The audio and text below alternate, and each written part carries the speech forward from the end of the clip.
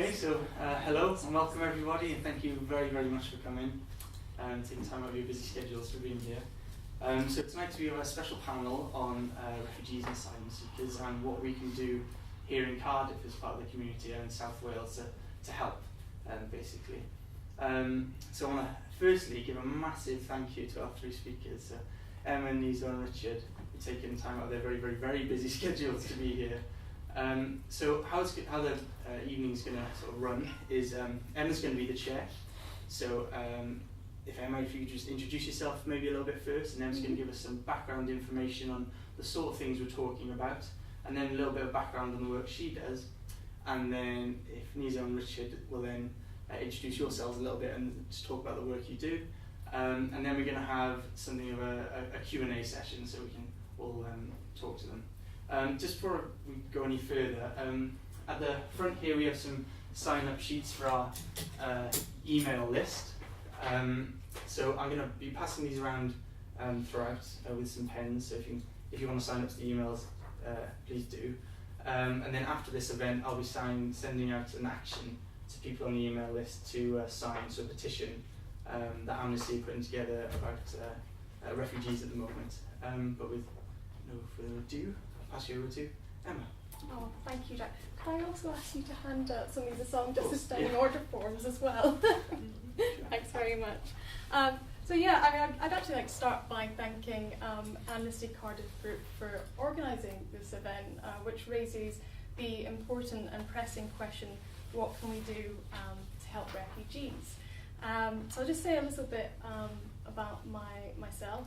My name's Emma Borland, and I'm a PhD researcher here at Cardiff University with the School of Law and Politics, and I'm interested in issues of access to justice for asylum seekers and refugees. I'm also the trustee of a Cardiff-based charity called Asylum Justice, and we have launched our fundraising drive, our hashtag Save Asylum Justice Appeal, and I'll say a bit more about that later, and that's why I'm handing around some standing order forms.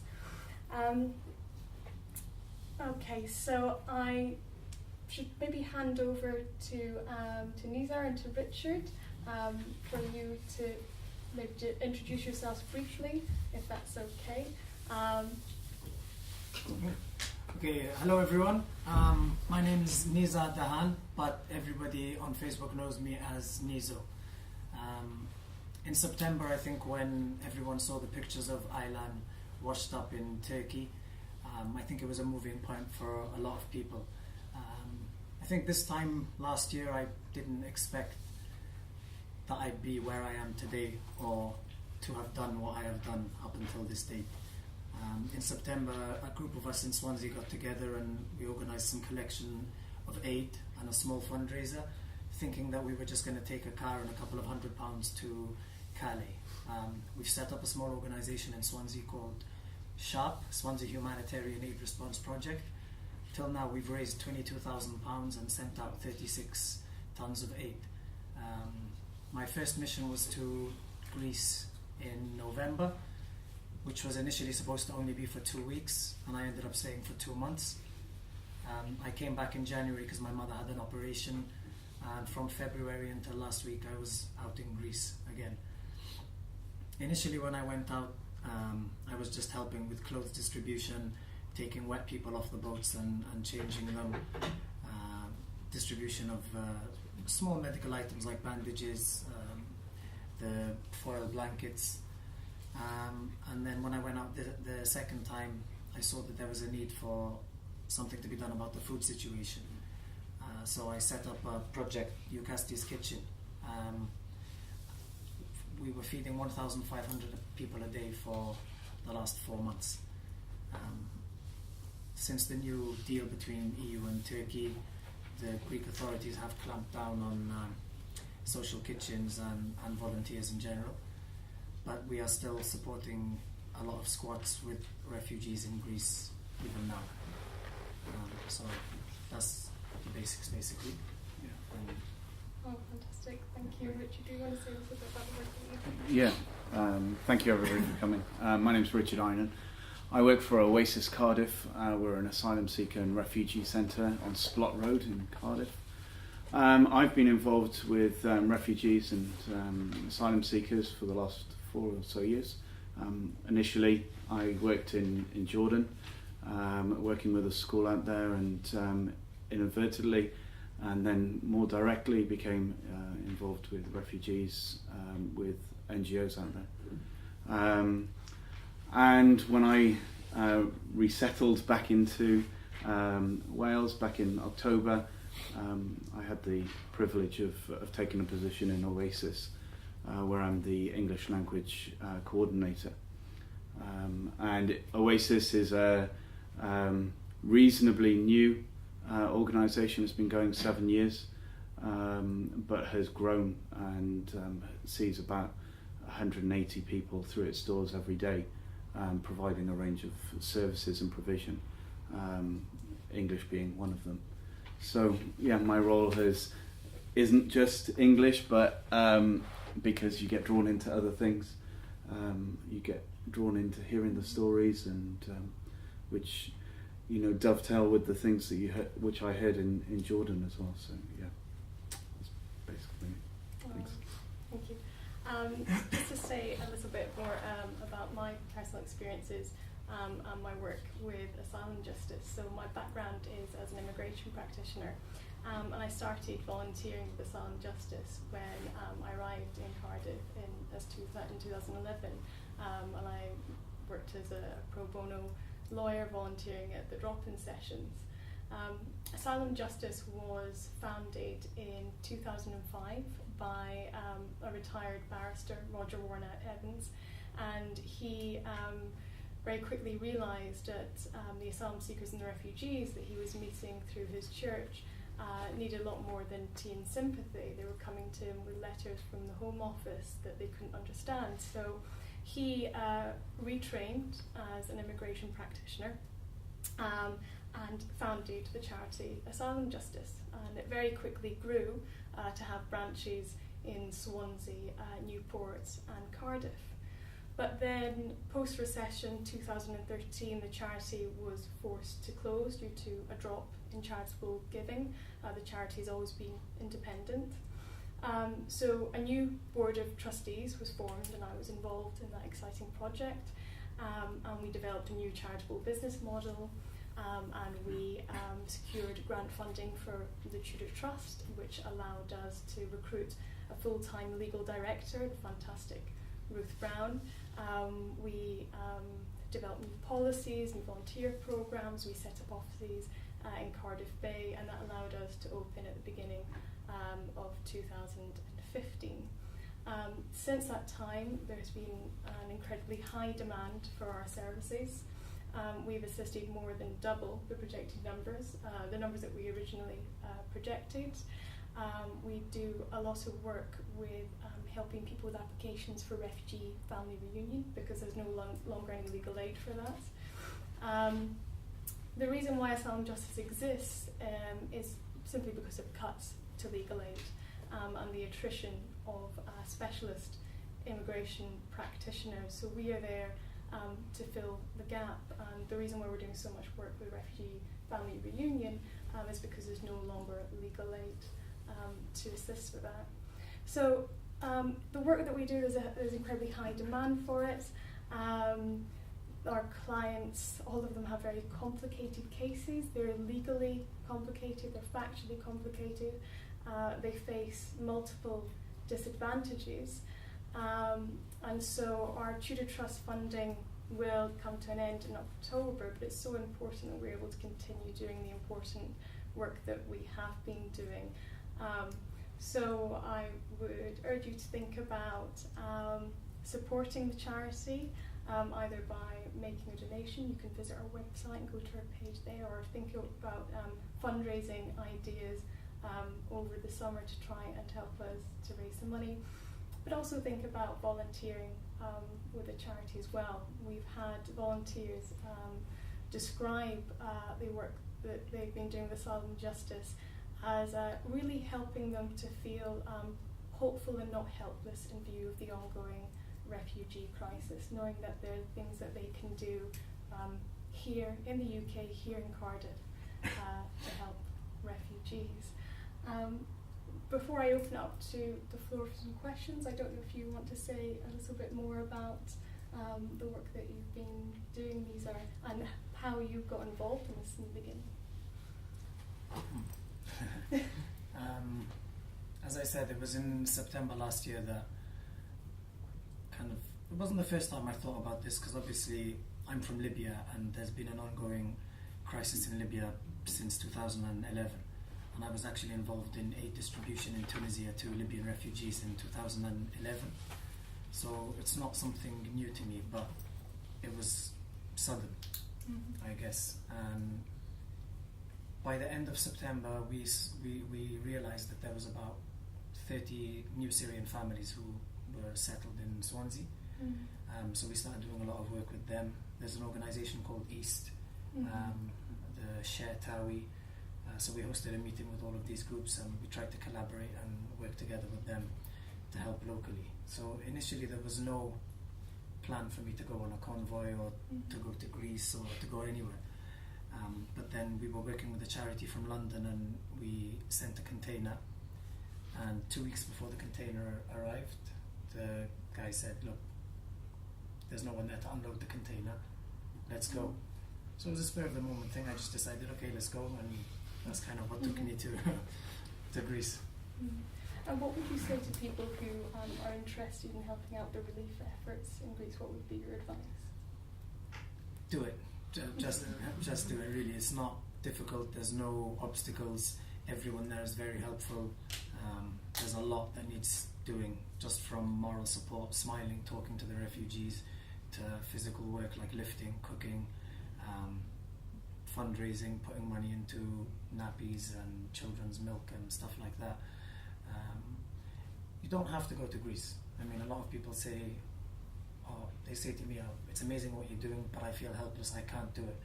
You don't need to go to Greece to be helpful to the crisis. You can do a lot. Even just spreading awareness from here might not seem like a lot, but it's a very big thing. And the more people are aware of what's going on and the truth about the crisis, I think it can impact the refugees in a positive way. Thank you. Richard, do you want to pick up on that and say a bit more about what people can do? So rather than go to Greece, what they can perhaps do in terms of raising awareness, what they can do here. Yeah, absolutely. In the UK. Can I just tell a story? Of course, because it kind of relates to that. When I was in Jordan, I received a phone call from my father-in-law, who was working at Oasis at the time, and he said, I've got a gentleman who is with us in Cardiff. He's just come into Cardiff off a lorry. His wife and 2 children and his father-in-law have travelled from Gaziantep in Turkey down to Amman to try and process their visa so that they can come to the UK. Would you meet up with them?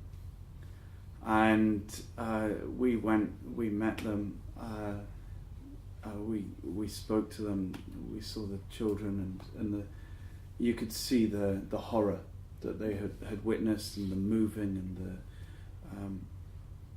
the destruction that had gone on in their whole lives. You had 3 generations there. And it was a privilege for me and my family, because my wife and my children were there supporting them at the time, how they just accepted the help, and how we were able to collaborate between different organisations to get them here in the UK. And it was, for me, then to come and visit and see them here all together as a family was an incredible moment, because you talk about the hope thing. You know, there's real hope in such a helpless situation, particularly when the media portray such a horrific situation. And you know, and then being involved in Oasis, being involved in other organisations, yes, means that you don't have to do the Greece thing, or do like I went and we moved our family to Jordan, or whatever. But that connection, that giving 2 hours to teach English, to sit down and have tea and coffee with somebody, to prepare a room. You know, actually the gratitude that you receive is incredible, just because you're putting yourself out there, and they need it. We spoke this morning about the systems that are in place. The systems are horrific. They're horrific for someone like me.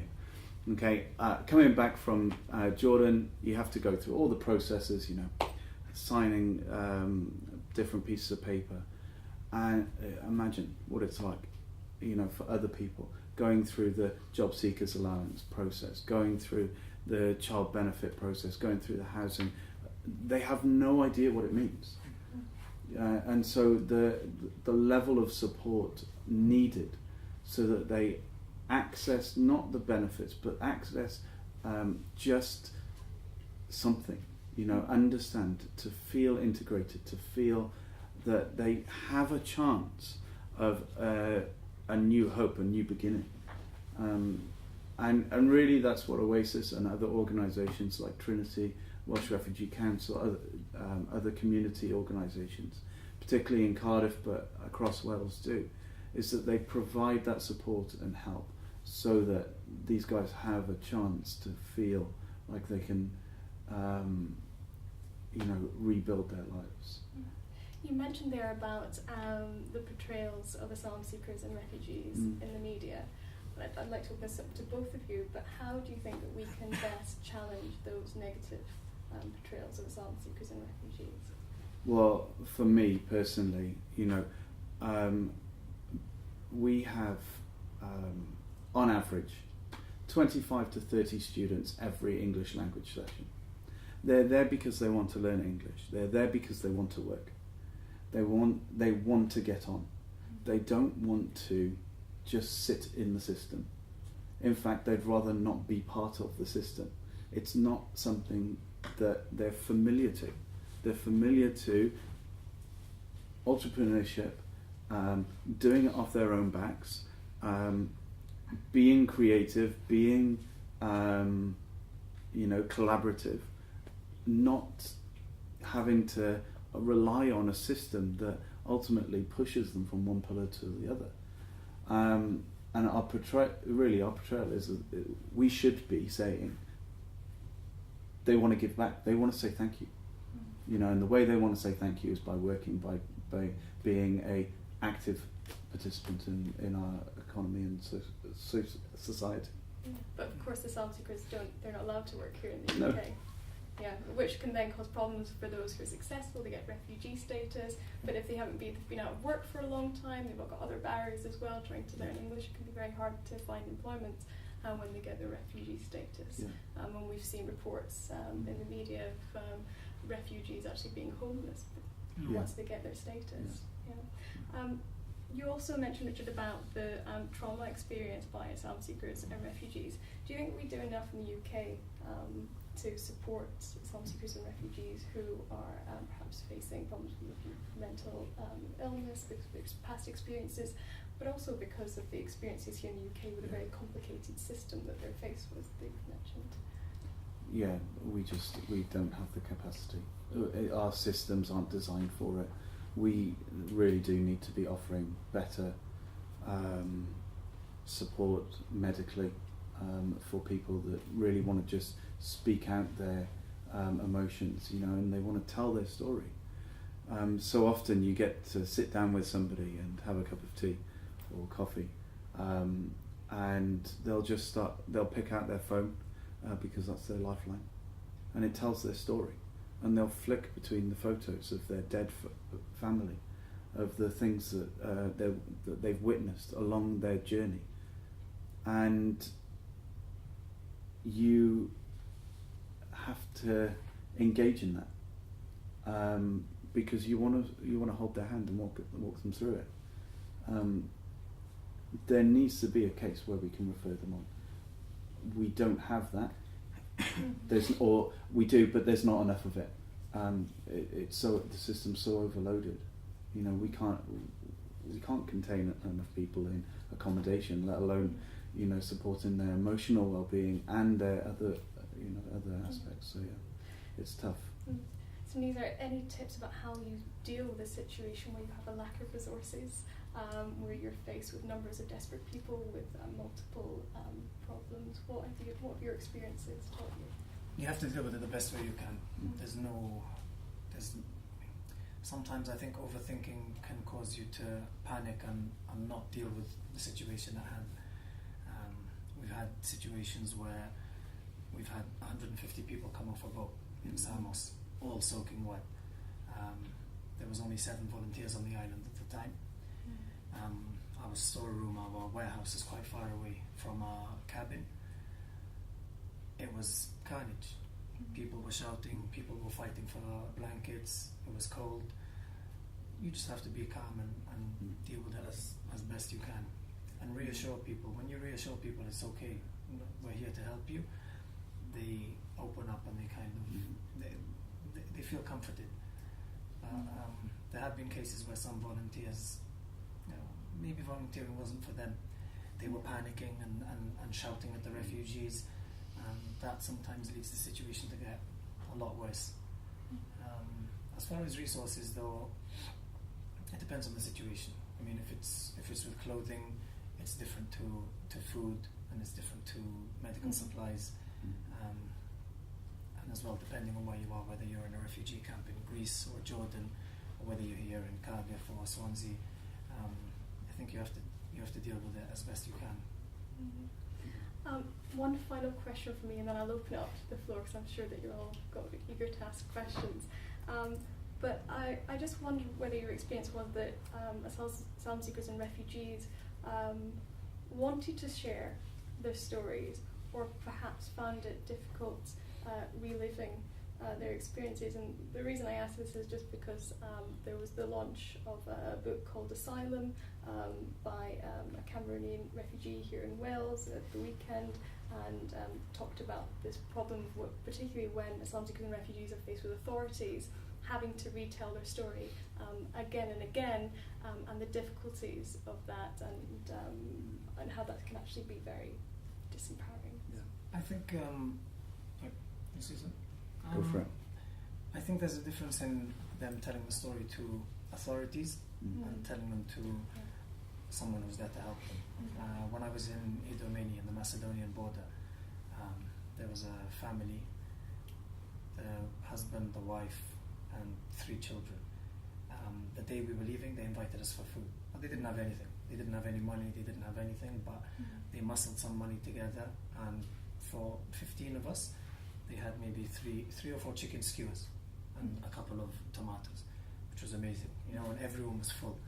But then we sat down, they started telling us stories. The woman started showing us pictures of her brother who'd been killed by the Assad regime. The man started telling us about how his house fell by a bomb, his car was destroyed, everything was destroyed. He lost two of his other children. They were crying when they were telling us these stories. So we said to them, no, you don't have to tell us. He said, no, we want to tell you. We want the world to know what we are facing. So I think it's different when it's volunteers and authorities who they have to tell. You're nodding there, which is just every day we see the fallout of people preparing for their case, preparing for their interview, which can last half an hour, it can last 3 hours, 4 hours. I met a Syrian guy recently who had an interview here in Cardiff, and it lasted most of the day, and he was exhausted the next day and traumatized, and many people are. They're worked up because of it.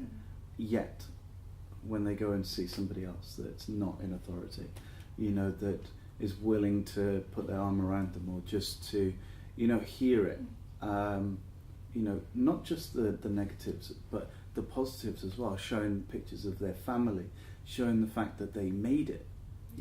For many, it's a huge success story. It's a great achievement, probably the greatest achievement in their lives, that they've made it from wherever they've come to Wales, to Cardiff.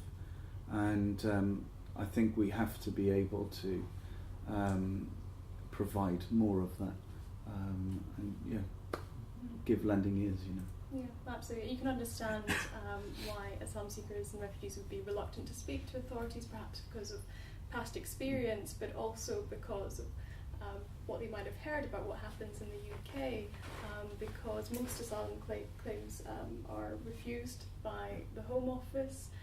It's well documented that there's poor training and culture of disbelief amongst Home Office caseworkers, so you can understand then the reluctance and the worry about saying anything wrong. There was an Amnesty report 2013 that showed that the Home Office were regularly making mistakes on findings of credibility in asylum cases, so often simply just not believing people. But anyway, enough from me. I'll open up now to the floor. I'm sure you're eager to ask questions for the panel. Yes. I'll take up that last point. I mean, it's always concerned me how governments make decisions about asylum claims anyway, because how on earth do you verify what people are saying? Under the present circumstances, has that approach changed? Because it's fairly obvious now that most people are pretty genuine if they're coming from Syria and places like that. Are people still being assessed in the same way, even though they know that they've come from a war zone? So what will happen is those who, so the UK has to then process asylum claims, and each claim is treated as an individual claim. And that will be under the 1951 Convention. So they have a Home Office interview where they will be asked about their past experience. So the test is ultimately sort of subjective fear about their past experience, looking at the sort of future risk, but then that's tested objectively by looking at some objective evidence, so country of origin information. Now, I said that most claims are refused, and often because of wrong assessments of credibility. But if you are from certain countries, you're probably more likely to be successful with your claims. You're more likely to be successful if you are from Syria. Now, what we're seeing is happening then is people are talking about a two-tier asylum system emerging, where some people are more likely to get status because of the country that they're from, and that's creating tensions within communities. You're nodding your head. Have you heard? Well, in the camps in Greece, up until March the 17th, there was not much friction because the borders were open, everyone was going through. The priority was for Syrians, but everyone was going through. Moroccans, Algerians, Africans, Iraqis, Iranians, everyone was going through. But then after, it became only Syrians. The rest of the nationalities will have to remain in camps for a long time. And then the number of fights that were breaking out every week in the camps, big fights between the nationalities, that's when it started. Yeah, and that's actually a similar case to what's happened here in Cardiff.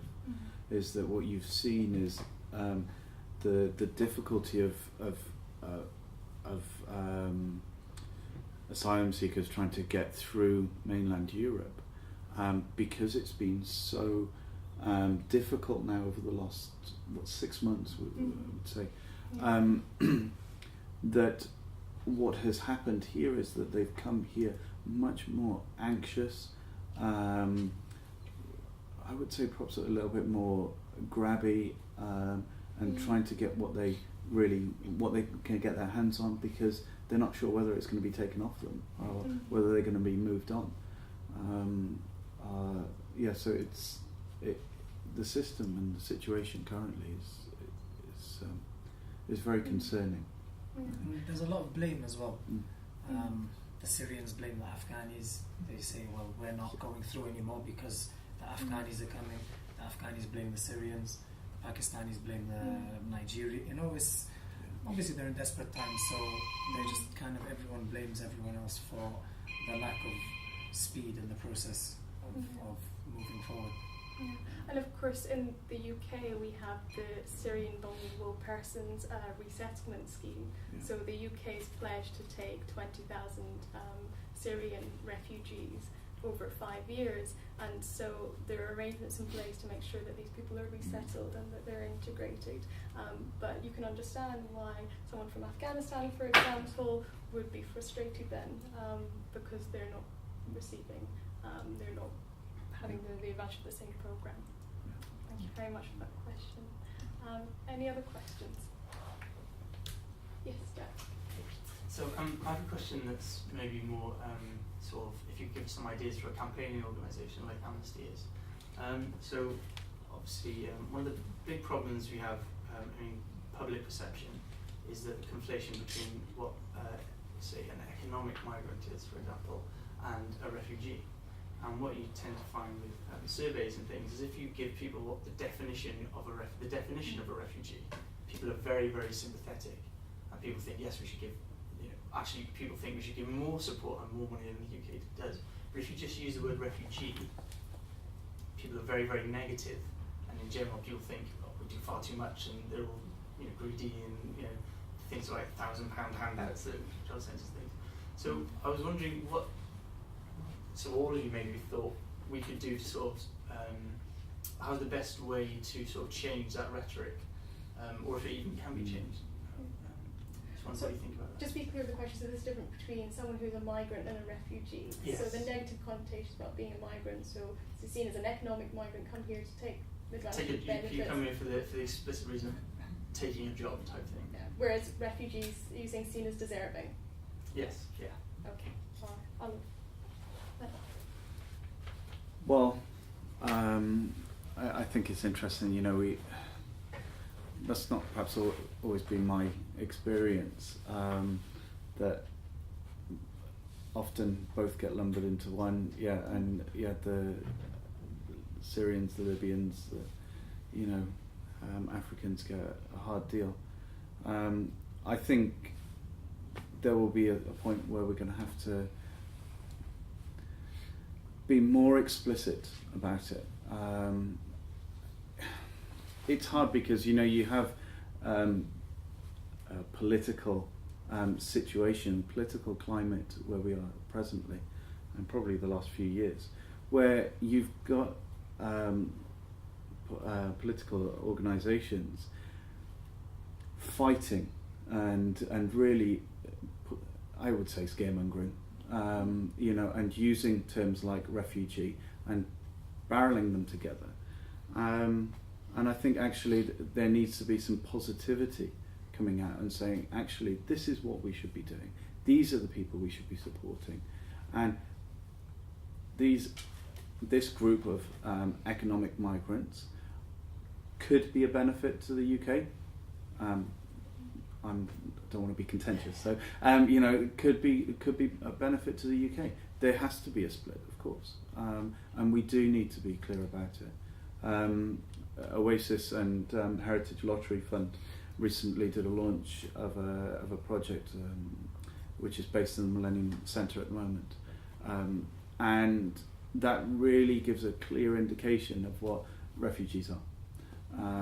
And I heard from one person, they gave some feedback, and they just said, wow, it was really nice just to hear simple language of what it really means and what the stories really are. Yeah, I think we have to come against this scaremongering and political atmosphere that we're in at the moment, which takes a lot of control and a lot of attention, and come against that. So how do you deal with those labels, a migrant, a refugee within? I think the only way and the best way is to educate people, because people are only speaking out of ignorance and out of watching the media, the TV.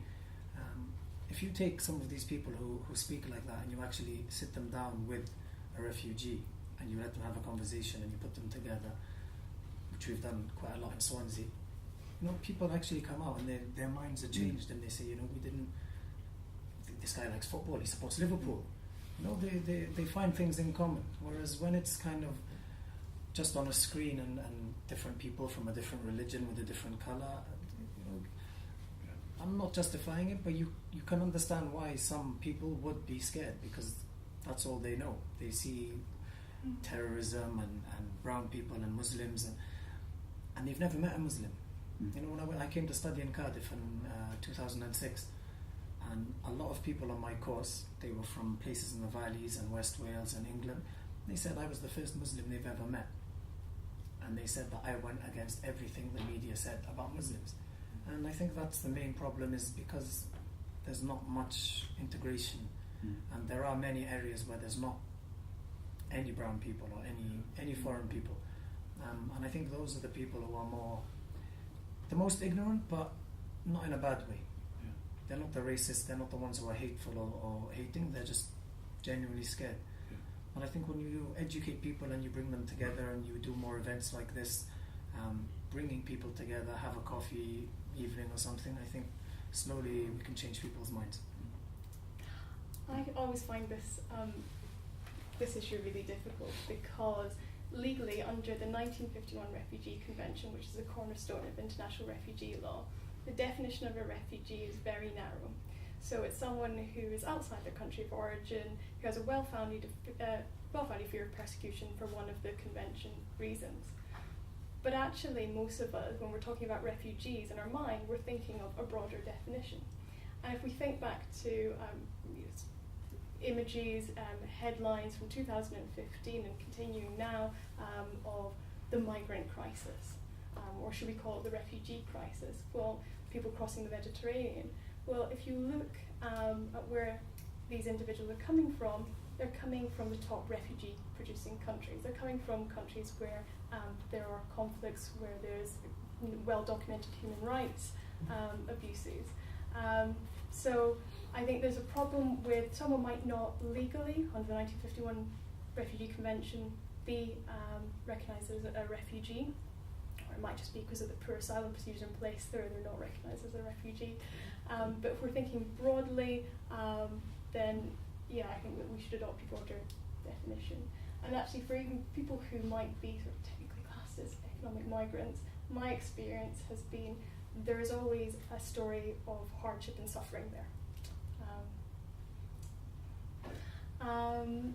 I'm sorry, I just wanted to add one last thing, because you talked about, really having to challenge the sort of the negative portrayals of asylum seekers and refugees, and it made me think of a fantastic poem written by a refugee in Wales about, and I can't remember the name of it, but there's a great book by Hafan Publishing, and it's in there. And the refugee is essentially saying, please stop listening to what you're reading in the newspapers, come and speak to me. So I think that's the best thing to do. I would just echo that, is go out to the community, go to Oasis, to other organisations, and see if you can sit down and have a cup of tea with someone who is a refugee in the narrower, broader sense of the word, and to get to know them and keep on talking to people. Other questions? Yes. I warn you, I've got a subsidiary question after this. But it's okay. You may we're ask talking both. about stories, and Yeah. you've been in Jordan, you've been in Greece, you've listened to refugees, whatever we're going to call them. Were you using an interpreter, or did you have a language in common at that stage? Do you want to take this one first, Nizar? Because Well, yeah, Arabic is my native language, so the majority of the people I spoke to who are from Arab-speaking countries, I spoke to in Arabic. Okay. The people who were from other countries like Afghanistan, Iran, many of them spoke very good English. A lot of them spoke good English. So the ones who didn't, we used the ones who did speak English as the interpreter for them. Yeah, and for me, in Jordan, I initially used interpreters and managed to grab enough Arabic to understand most of the story. But what you see in front of you, the body language is demonstrated, also makes up for that lack of physical language as well. Yeah. May I pose a subsidiary question? Yes, okay. This is something we saw I've now forgotten how long ago it was, probably 30 years ago when we had the Vietnamese Yeah. refugee problem. Mm. And afterwards we realised actually that the Vietnamese refugees who were getting across were those who were middle class, had some money, had a European language, either English or French, and where the real need was, they were not managing to get across. Yeah. And I'm just wondering, are we going to slip into the same turmoil again? That's happening already. Yeah, it probably is, the people yes. who are making Are people aware of it though, and what are we doing about it? I think people are aware of it, but Yeah. the people who are making it to Greece are only making it because they've got money. Yeah, The people who are making it to Jordan can't afford to go to Greece. yeah, The people who can't afford Jordan are still stuck in Syria. yeah. So it's a knock-on effect. Yeah. And I mean, the NGOs and a lot of big charities who are working with refugees everywhere, they have bases in Greece, they have bases in Jordan, Turkey, Lebanon, and they're also working inside Syria. Like One Nation, for example, which is doing a lot of work on the ground, and they're in Aleppo and they're in Idlib, and they're Which is probably even more important than more important. being at the first stage Of course. outside that. Yeah, of course. But you do have, you know, some people coming through that have fought tooth and nail to get there. You know, they're not middle class. They are working class, tilers, painters. You know, there's a huge mixture. Africa's a little different because actually a lot of them are from very poor backgrounds. Most of the Eritreans that we have in Oasis are unskilled, uneducated, and really have fled, have run. One guy said that at the age of 13 he was taken prisoner and ran from out of Eritrea into Sudan, and it took him weeks and months to get free. Actually, the migration from Africa is a little different than from Syria, but you are still seeing that mix. Yes, it is an issue, and there does need to be a case, you know, in Jordan particularly, you know, where I've seen that experience. You know, yes, you've got families that have literally come over and walked over from Darat to Mafraq and to Zorka. And they're never going to get any further. And they're never going to get any further. And actually, the likelihood is they'll for the next 20 years, they probably won't even get out of the camp unless they escape. You know, and that's just the reality of the situation. Yeah. The thing is, especially for a lot of the people I met in Jordan, they don't want to go any further. They want to be close to home because they have hope that one day soon the situation will improve and they'll be able to return back home. Yeah, and actually they probably don't want to be in Jordan either. Yeah. Really. But I wouldn't want to be in Jordan. I mean, I forgot what the statistics are, but there's an enormous refugee overload in Jordan. Well, Yes. if you look and at you think we are going to take 20,000 in 5 years. Jordan is taking equivalent of something like If you- 20,000 every day. if you look at the demographic of Jordan, Yeah. Jordan presently in its current state is, I think it's 30% original Jordanian. Yeah. Then you have Palestinian. Yeah. Then you have Syrian. Yeah. Then you have Iraqi, and you have you have about 1.5 million Egyptians, and that's largely because of an economic reason, but even so, they actually Jordan have done very well not to implode, because it teeters. You know, it has two very very concerning areas in its country, and the king and the regime there, the government there have done amazingly well, but it's hard, you know. But you look at what they've done over the last, 50 so years, 60 years, it's incredible. I actually have the numbers in front of me. So we have So in terms of those countries receiving most refugees, we've got Turkey hosts the largest numbers of refugees, and that's 1.59 million. Can I just stop you? Is that the most in absolute terms or the most per head of population? I think that's most in absolute terms. Right, These are okay. the UNHCR statistics. Because Turkey's a big country with a large population. Yeah, no, so there are 59.5 million displaced people worldwide. Of that number, there's 20 million refugees, because that includes people who are internally displaced, so they haven't crossed the border. But Turkey hosting the highest number of refugees, followed by Pakistan, Lebanon, Iran, and then Jordan.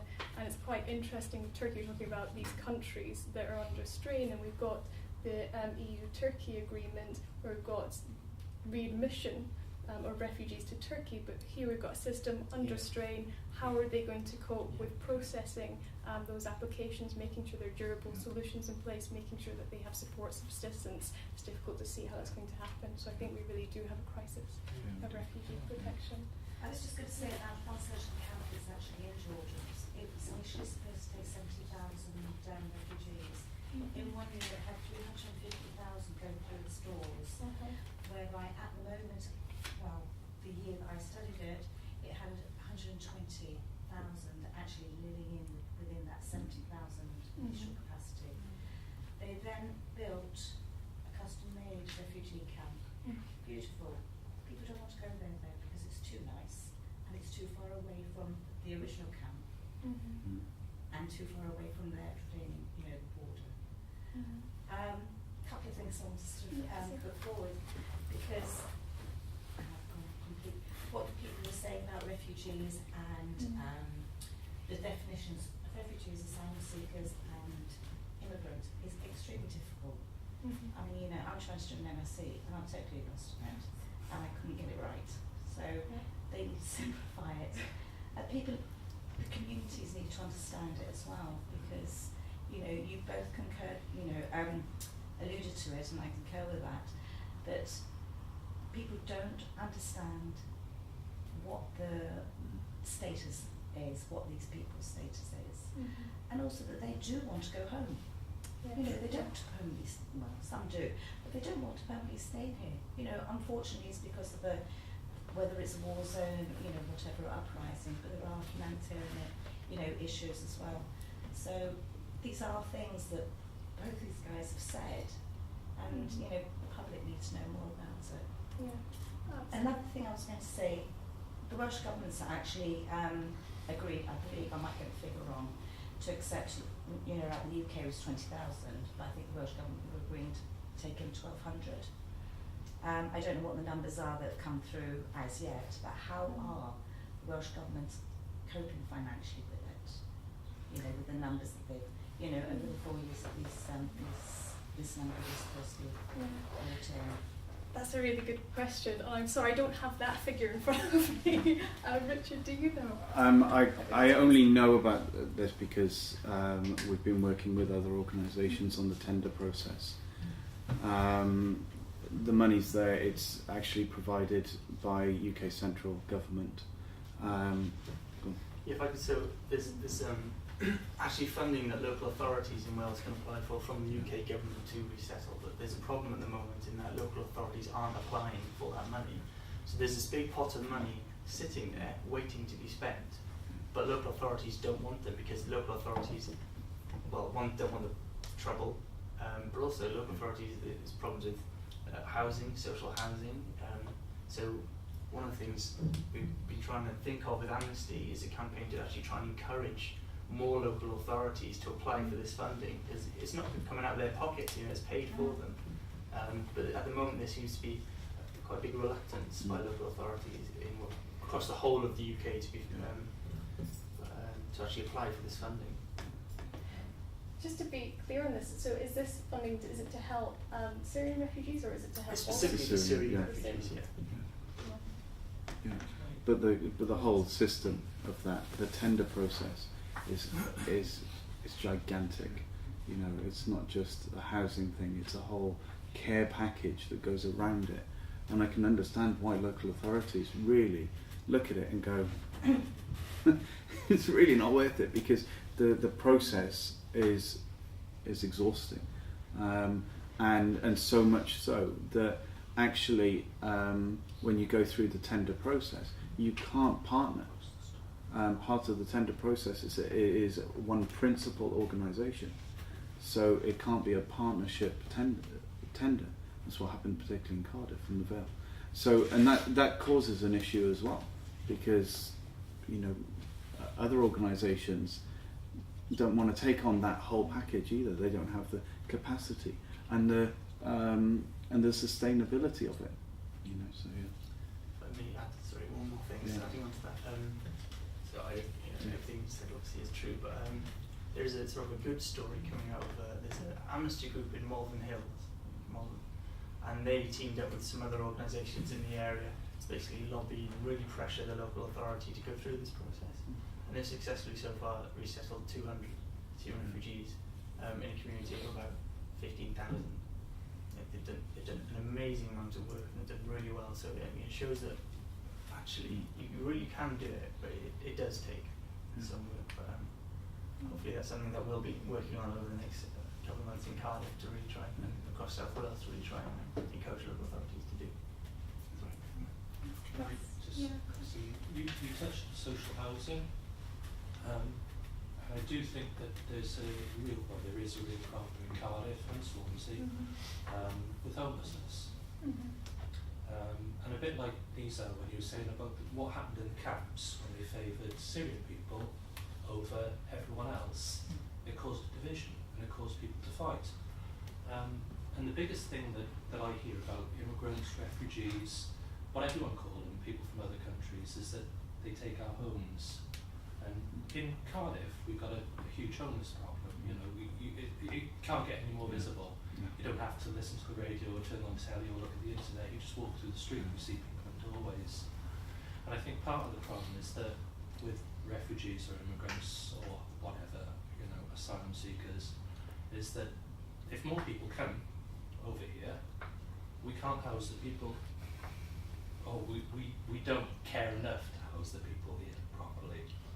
And I think that a lot of the negative publicity is the fact that you walk down Queen Street and you see people bedding down in doorways, and then how can you ask people to care about people from other countries when it doesn't appear that we care about people here right now? And it's a bit like the jealousy thing. You're causing a division.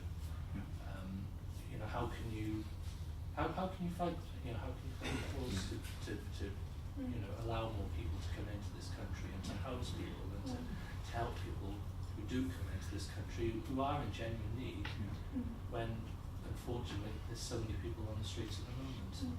I think this is symptomatic of poor government policies. So it's the fact that the UK made the decision they would introduce a policy whereby asylum seekers wouldn't have permission to work, because it's thought that would be a deterrent to people not coming over and taking advantage of our labour market. And we actually have some of the worst, strictest restrictions in labour markets in the EU. So what happens, asylum seekers, they can't work if they are destitute, many of them then are, then they ask for asylum support, which could be financial support and also accommodation. But they have no choice about where they're going to live, so they could be dispersed anywhere. So they might actually have family or friends, or they might have a community, maybe in London, but they won't be able to live there. They might find themselves in Glasgow, for example. If they're then recognised as a refugee, at that point they will no longer be entitled to asylum support. They're no longer an asylum seeker. They will be entitled to mainstream benefits. They actually have a very short time period to leave their accommodation. And just to add as well, the accommodation often isn't suitable or adequate. So yes, I agree with you that there probably are tensions, but I think they're probably symptomatic of poor government policies. Yeah, it's austerity. There are tensions, but I do think we can't. It's very hard to deal with one problem without dealing with all of the problems. For me, I believe austerity is the problem. There ain't enough money. Or we aren't allowed enough money. We aren't allowed to distribute the money, maybe is a better way to put it. I I disagree with that. That there's not enough money. No, that's why I rephrased it, because there is enough money, but we're not allowed to distribute it in a way that is appropriate. Austerity. I don't think that these tensions are accidental. I don't think that. Scapegoating. Yeah, scapegoating. It allows government to legislate as they please and to carry on with their policies, which are all based on scaremongering and fearmongering. I think it's purposely done and designed to make people fight amongst themselves. Because then we don't. Because then we don't look at anything else. Then we just look at the basic issues, whilst the bigger issues and the more detrimental issues are ignored by us. I think it would be. Sorry, I think it would just on that point, and what you were saying about the housing for asylum seekers and refugees. In the last 6 months since I've been working at Oasis, we've seen a huge amount of turnover where people come into Cardiff, then suddenly, at the drop of a hat, get moved to Wrexham, get moved to Middlesbrough, get moved to wherever, and then they'll get moved again. I know one lady with her daughter has been moved 6 times in the last year. Every time she's settled her into a school, she's had to move her. That must cost. Pardon? That must cost. Yeah, huge cost. Huge cost. It doesn't make any sense apart from what it does make sure, and this is my belief, okay, might not be right, is that we don't want, government don't want people to feel settled. Yeah. And it makes it very difficult to try and secure and keep legal representation, because you'll have to keep on changing lawyers, keep on having to tell your traumatic story again and again and again, which is then a barrier to actually being able to access justice and realise refugee status. So I've got a question from this gentleman here and then one from the back. Yeah. Okay, thank you. I happen to work with some of the local authorities in the valley areas of South Wales, and as far as the Syrian refugees are concerned, some of the local authorities have taken a good number of refugees from Syria, but they are not getting housing from social housing from the local authority. They are getting housing from private landlords. So I don't know the case with the other local authorities, but certainly in South Wales, most of the Syrians are being accommodated by private landlords. So that does not have much of an adverse impact on the homelessness. I know for Rondacon and Taft they've done that. Yeah. They've outsourced it to private landlords because for years they haven't had enough social housing, and where they have displaced people. Same in Caerphilly. Yeah, you've got some people in the Mardy Valley, top of a valley with very little there, but that's just where the housing is. So are there any problems associated with that then, from the perspective of the person who's in that housing dealing with the private landlord? Yeah, well, I don't know. I know for one case where we had Syrian refugees put in Blaen y Gwent in Cwmbran and Risca, that they were placed there. The house was supposed to be ready, but when they turned on all the lights, the floors were dirty, the furniture was dirty, it wasn't it wasn't adequate, and then they just left them there. And it was, I think it was a Friday, and so they had Saturday, which is a half day most of the time in the valleys, and then Sunday's completely off, and they had no connection to anything. And it is a problem. It's a real problem. Yeah, I've heard of asylum seekers in asylum accommodation without a Hoover, which they should have, and also not having access to television as well, which would be a good way to integrate. Yeah, absolutely. We had a family in Swansea in I think October that was placed in an area called Penland, in social housing. There was no fridge, there was no dining table. The stairway you know, where the carpet should be stuck down, where the pins are sticking out. Well, there was no carpet, it was just nails. They had a 2-year-old baby, a 3-year-old baby, and a 5-year-old girl. The council said that a refrigerator is not a necessity. And it clearly is. Yeah, and we had one recently in I'm not going to name the organisation, but family of 6 in one room, and they've been there for 7 months. Child has Down syndrome, and it's impossible, you know. And Cardiff Council don't have the housing to meet that family's need, but they're going absolutely stir crazy in this 1 bedroom, and it's 1 room, not 1 bedroom, 1 room, you know, property. Yeah. Before I take the question from the gentleman back, can I just ask, what should people do in those circumstances? Where can they go? Well, I think they need to look for organisations that will advocate on their behalf. So whether it's Oasis, whether it's DPIA, whether it's you know, Asylum Justice, you know, and really and take that forward. And even if it's, we had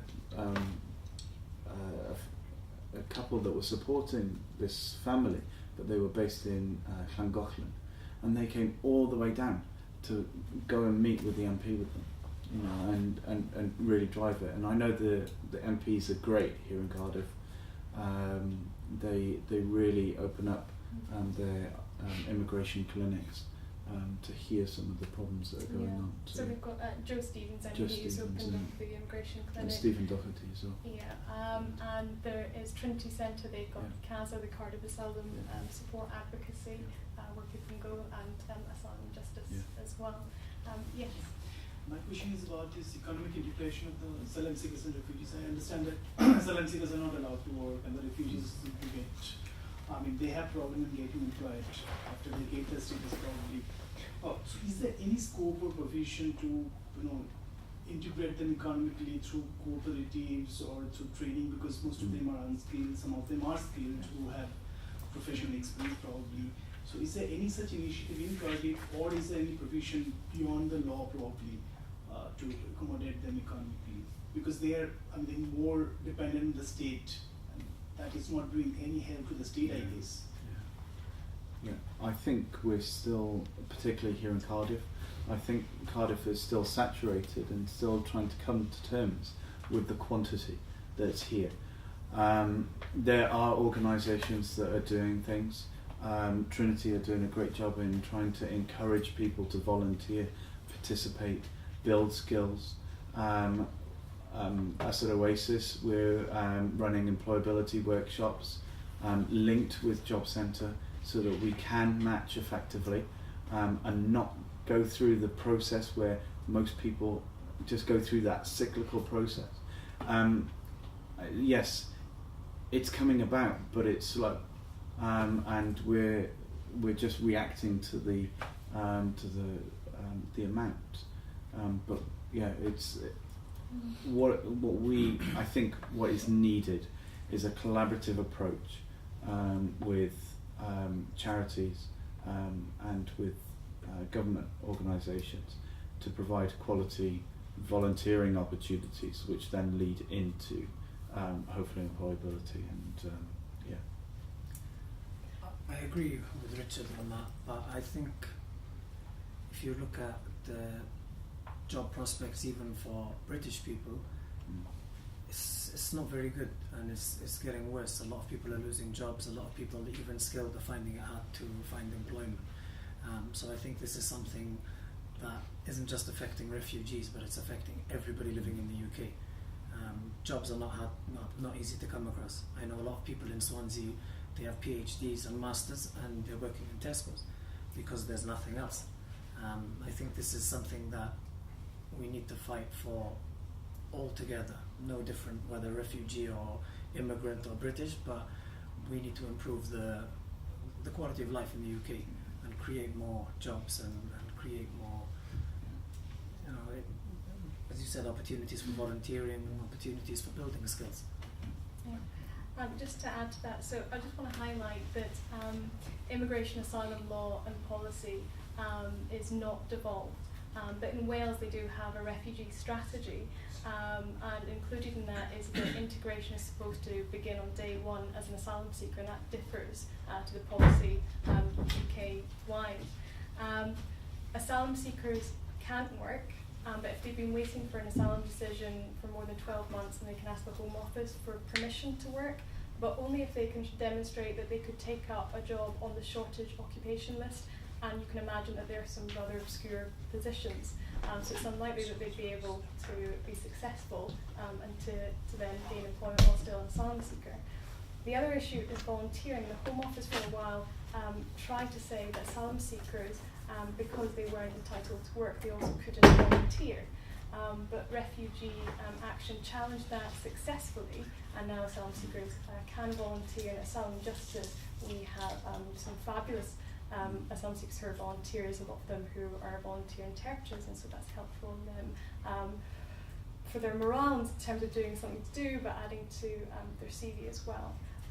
I don't know enough about programs that are there to help asylum seekers with training. I think that some universities, I'm not sure whether Cardiff does, have programs for refugee doctors, but I've heard of some programs existing which help integration, but yes, sorry, do you have to say that?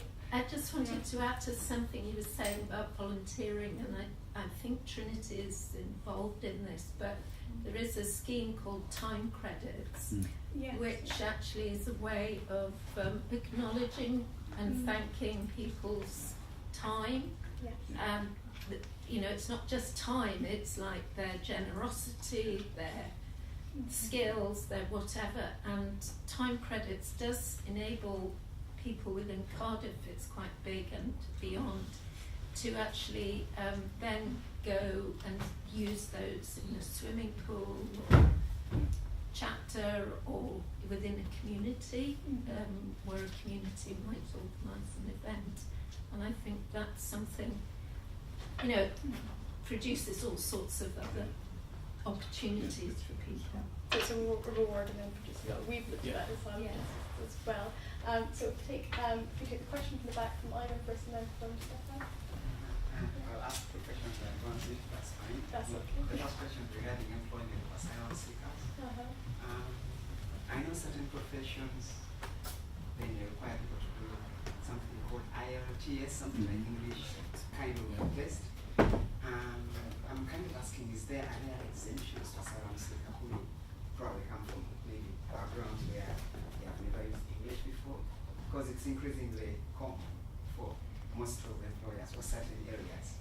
Even getting a university, ask them, okay, you need to pass IELTS and you have to have 6.7 or 7.0, which is written, spoken, and written. I have seen people may have actually probably learned through university or through college, and they have used English before getting about 6, and they say, well, you're not eligible even probably to get admitted or to enroll for certain courses or even to work in certain professions. I'm kind of wondering, is there exemption? I'm looking at whether an asylum seeker or refugee who comes from an Arabic-speaking background, and they get here and they get their status, and they're subject to that kind of relatively rigid test of the English requirement, and they're examined. So that's question number. Question number 2, I know there are different, you talked about collaborative arrangements. I know there are different stakeholders working in this area, like World Sanctuary, I think there is Refugee Council, Sanctuary, is it Refugee Sanctuary or World Sanctuary? City of Sanctuary. Sanctuary, and then there is Oasis, there is Asylum Justice, there is Gender Equality, Gender Rights and Equality. All these bodies seem to be stakeholders in this area. Is there a clarity in terms of their roles or responsibility, or they all simply kind of operate depending on what they feel they're happy and willing to undertake in terms of this? Okay, all right, so dealing with the first question then. Okay, in terms of the IELTS, IELTS is required by certain professions, yes. So for those that want to be doctors, they have to score now a minimum average of 7. It's just gone up from 6.5, and is very difficult to attain. Most university courses would Yeah.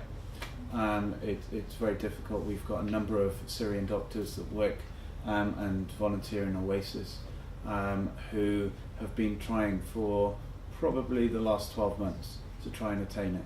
And they're qualified doctors. They've practiced in Syria, in Turkey, and Greece, but can't practice here. Can't even get on the course yet because they don't have that. And then obviously people that are trying to re-enter, kickstart their lives by going to university, need an IELTS qualification. And again, it's minimum. It was 5.5. Most universities won't accept below 6 now. And ironically, there's not any support for that. Any free support. We offer it in Oasis. Trinity offer it. WRC, Welsh Refugee Council, offer it a little bit. There's one other body based in Salisbury, so if you want to go and take a course, you can.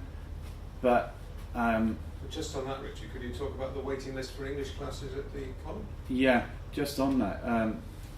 We had a meeting recently with post-16 provision for Cardiff and Vale. And they're estimating that from September they've got an 18 to 20 month waiting list for English languages. And that includes a group of people, usually 100 people, who will go and sit for 20 hours a week in front of a computer and just do the program.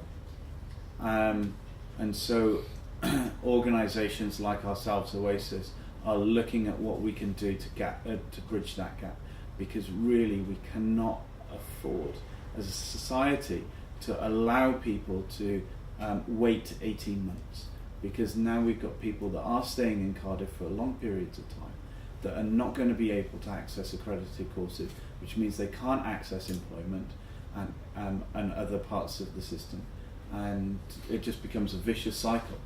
And there are more people that are going to come this summer, I'm sure. So yeah, that's the IELTS side of it. Yeah. The second part of Ivan's question, Stefan's question, and another question from the gentleman, the glasses there. But before we get onto those, can I just quickly ask, so given the theme is what we can do to help refugees, what can we do to help them as quite about perhaps helping? Can we volunteer? What would you recommend? Yeah, I would, if on that basis, go to those organisations that you know of, Welsh Refugee Council, Oasis, Trinity, just to name a few, DPIA.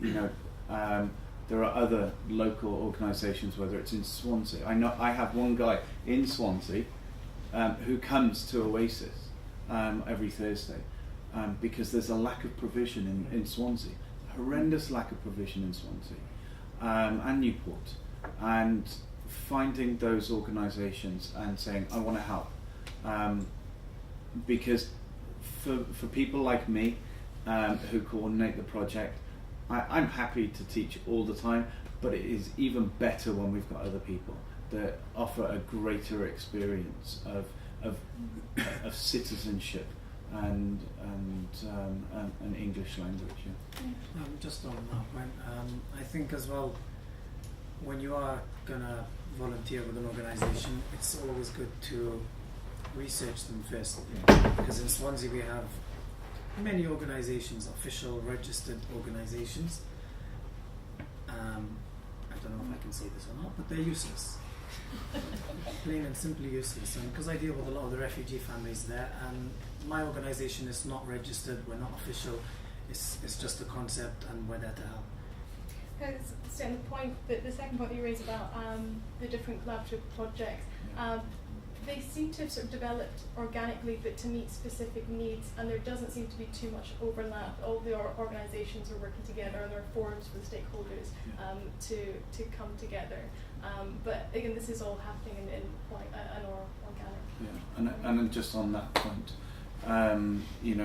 City of Sanctuary, which is one of the larger organisations, is now housing over 80 different organisations and supporting 80 different organisations UK-wide to help them with their services, to really make sure that there's not this duplication, that there is a collaboration, that we're focusing on the things that really matter. And I think, you know, they've done a great job in making sure that people really come round a table and do it in a way that is right and appropriate. Yeah. Right. So if we take Stefan's question and the question from the gentleman in the glasses, but I think that's all we'll have time for, them. We'll sum up to finish that. Yeah, it just occurred to me when we talk about housing, about the Welsh Government have set a target that we want to build 20,000 affordable homes by 2021. Now that's not going to only be social housing, but that's going to be a big chunk of it. So I thought, well, that's an opportunity where we can try and put pressure on Welsh governments that if they allocate even 1% of that to refugee families, you know, that's 200 homes that they provided. So that might be an opportunity maybe of where pressure could be put on Welsh government to actually tackle the problem. Yeah, absolutely. Well, I've actually started about a year and a half ago working in property development, and I'm currently in a battle with Swansea Council for planning permission on some developments I'm doing. But from what I was told by my architect is that big housing developers like Gwalia and what are they called? There's another one, a big one in Swansea, Coastal. That there is actually a quota where they have to provide a certain amount of affordable housing per number of houses they're going to build for sale.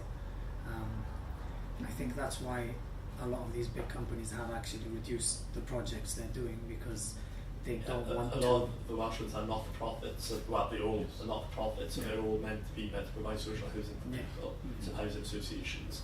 So in a way, these are the organisations that would be great to team up with, because they haven't got an ulterior motive to go out and make profit. So if they're going to be set quite an ambitious target, but everyone's accepting it's quite ambitious, then it seems a good opportunity to get involved with them, maybe to try and work collaboratively with them. Yeah, it's a good idea for what we can do. Yes. You spoke about, obviously, about the nature of the work. I wondered if you could give us outline the scale of the work, the number of people you're talking about with each of your organisations.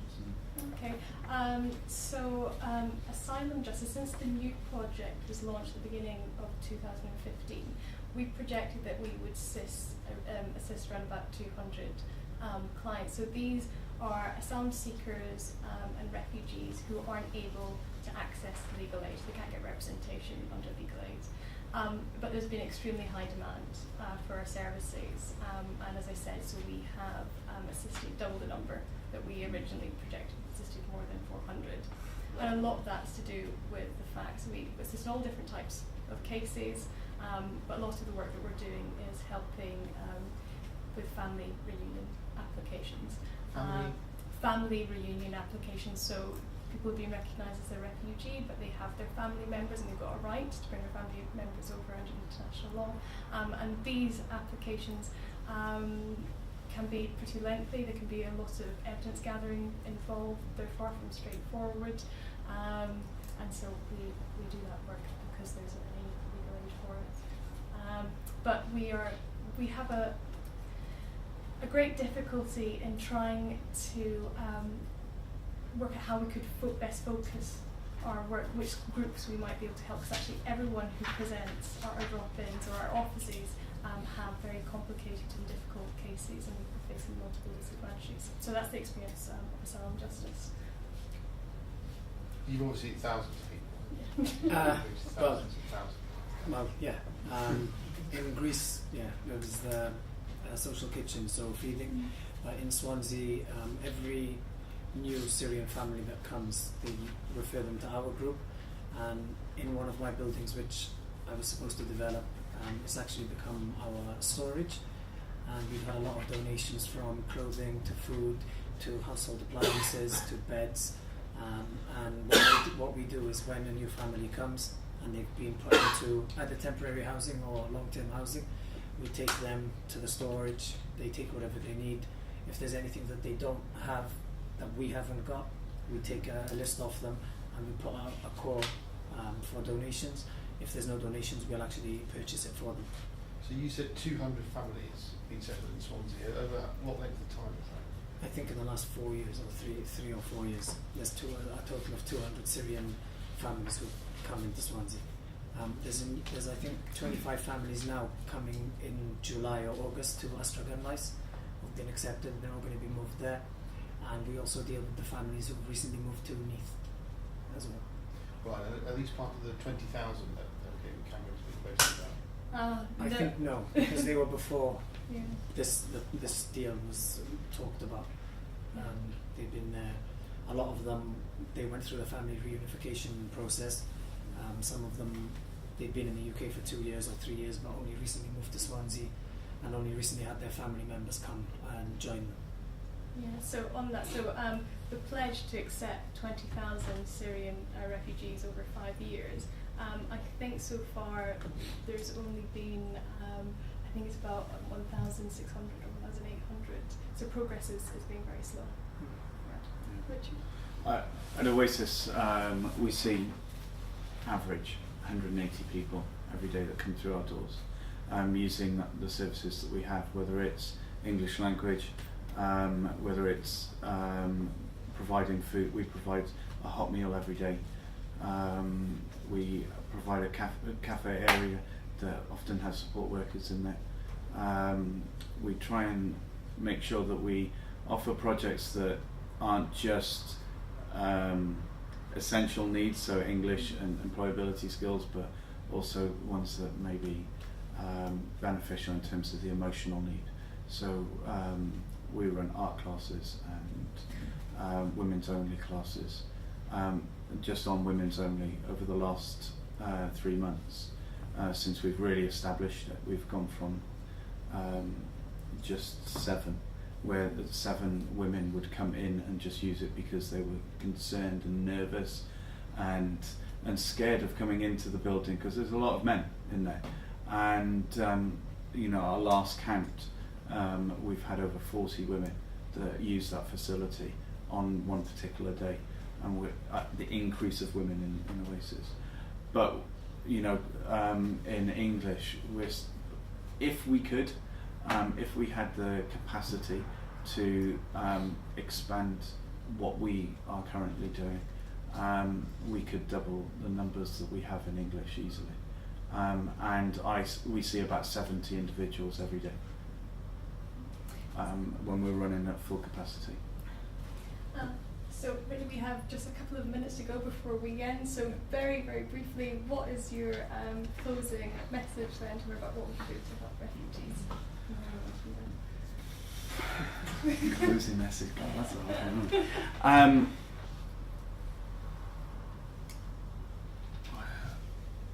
Everybody needs a friend, and people need support. We all need support. We can't do it alone. And we can say that our government's not doing a good enough job, but equally as society, perhaps we're not doing a good enough job either. And I think we have to offer the support that we can do, and those that are concerned are doing a great job, and those that need support to be educated, we as in the field need to take that responsibility and actually get out there and do it. And it is a collaboration. Nobody can do this on their own. It's too big. Yeah. Thanks. So, yeah. Nizar, what's your message? Just a quick recap story. I was interviewed when I was in Greece by Talk Radio, and the host asked me if I felt guilty about being able to have a shower and being able to go to a restaurant and sleep in a bed with a quilt. I didn't really know how to answer, but now I've had a couple of weeks to think about it, and I think the main message is to never feel guilty about what you have. In fact, you should feel grateful and do whatever you can, no matter how small you think it is, or no matter how ineffective you think it is. To someone, it's always going to be, a boost and a pick-up of their morale. So whatever you can do, even if it's just a smile, then that's more than enough, and that's more than a lot of people are doing. Being a lawyer, I would say that I just want you to remember that asylum seekers and refugees, they have rights, and please think about that, spread awareness, and consider volunteering or perhaps donating or fundraising for asylum justice, so we can help asylum seekers and refugees access justice and realise their legal rights. I think we're going to circle that. I think so. Therefore, we finish with a big round of applause.